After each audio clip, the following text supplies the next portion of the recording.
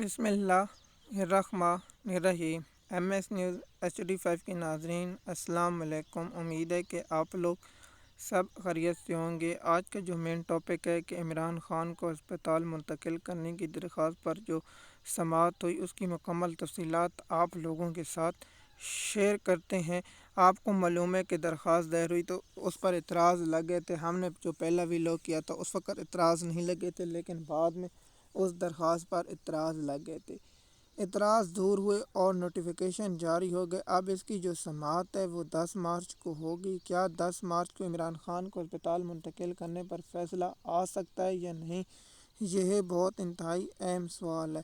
آپ کو معلوم ہے کہ سب کو پتہ ہے کہ جب تک جنرل عاصم منیر نہیں چاہیں گے عمران خان جیل سے رہا نہیں ہوں گے، جب تک پاکستان کی عوام سڑکوں پر یا روڈوں پر نہیں نکلے گی اس وقت تک عمران خان کی رہائی ممکن نہیں ہو سکتی۔ آپ کو معلوم ہے کہ جو اس وقت حالات ہیں دنیا کے اور جو ہمارے مڈل ایسٹ میں اور ایران کے ساتھ اسرائیل اور امریکہ کی جنگ ہے جو شدت اختیار کر رہی ہے، اور ایران کے جو سپریم لیڈر کی شہادت ہے، اور پاکستان میں جو قوم و غصہ پایا جا رہا ہے اور پاکستان میں جو شہادتیں ہوئی اس کی تفصیلات انشاءاللہ ایک ویلاگ میں ضرور شیئر کریں گے۔ آپ کو معلوم ہے کہ پاکستان میں عمران خان کی رہائی پاکستان کی عدلیہ کی بس کی بات نہیں ہے۔ جو عمران خان کا القاعدہ ٹرسٹ کیس ہے وہ بھی 11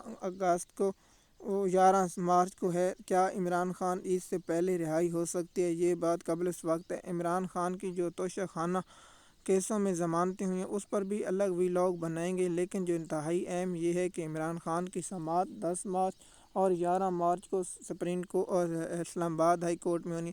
کیا اس وقت بینچ ہوگا یا نہیں؟ اگلا ہفتہ بہت انتہائی اہم ہے۔ آج جو ڈیٹ ہے تو اس پر دیکھتے ہیں کہ اس جو عمران خان کو اسپتال منتقل کرنے کی درخواست تھی، اس پر جسٹس طاہر اور جسٹس حسین سومرو جو سندھ سے لائے گئے ہیں انسٹال کیے گئے، اس جج نے سماعت کی اور نوٹس جاری کر دی گئے۔ لطیف کھوسہ نے کہا ہے کہ اس کو جلد مقرر کیا جائے، لیکن اس کی تاریخ 11 دی گئی ہے، آج بدھ کے روز اس کیس کی سماعت ہوگی۔ تو عمران خان کی فیملی کو اڈیالہ جیل میں ملاقات اور عمران خان کی بہنوں کو نہیں کرنے دی گئی۔ منگل کے روز عمران خان کی فیملی ملاقات کرنے کے لیے گئی تھی، لیکن عمران خان کی فیملی کو ملاقات کرنے کی اجازت نہیں دی گئی۔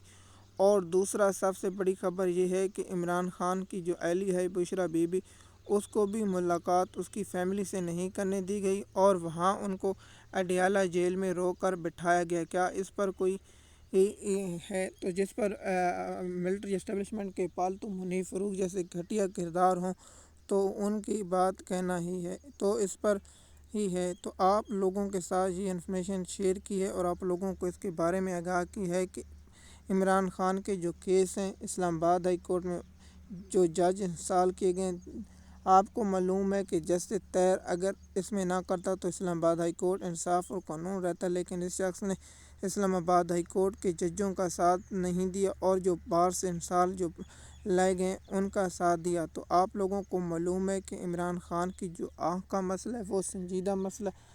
آپ کو اس سے معذرت خواہ کہ جو مڈل ایسٹ اور ایران کی جو صورتحال ہے اس پر ہم فوکس رکھے ہوئے ہیں اور آپ لوگوں کو اس کی انفارمیشن دیتے ہیں، لیکن جو عمران خان کی فیملی ہے اس کو عمران خان اور پاکستان کی سوشل میڈیا اس وقت دوسری طرف مڑ چکی ہے۔ اور دوسرا جو پاکستان اور ایران افغانستان پر حملہ ہے اس کی تفصیلات ابھی نہیں ہے، کیونکہ یہ معاملہ ایسا چل رہا ہے تو اس لیے سارا پاکستان کا سوشل میڈیا کی توجہ ایران اور امریکہ کے جنگ کے پاس۔